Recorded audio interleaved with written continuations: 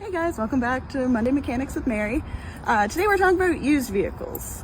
So some things you might want to check out before buying. First of all, I highly recommend, of course, test driving the vehicle.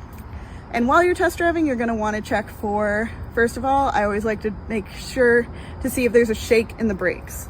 So when applying the brakes, if you're feeling a vibration in the steering wheel or in the seat, that will usually mean that you have a warped rotor. Something to look out for. Also, while you're test driving the vehicle, another thing to listen for is clunks. Clunks when you're going over bumps, clunks when you're driving, clunks when turning the steering wheel, or also a howling noise.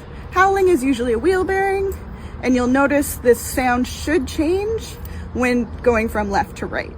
All right, so once you're done test driving the vehicle, I also recommend looking at the tire tread.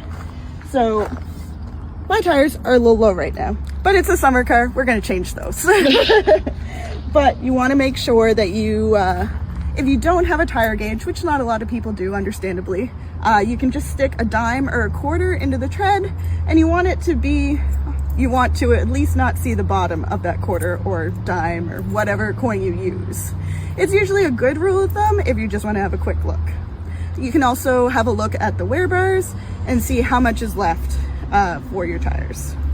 Also, when you return from your test drive, another good thing is to check your fluids. For transmission fluid, you want the vehicle to be running and in park.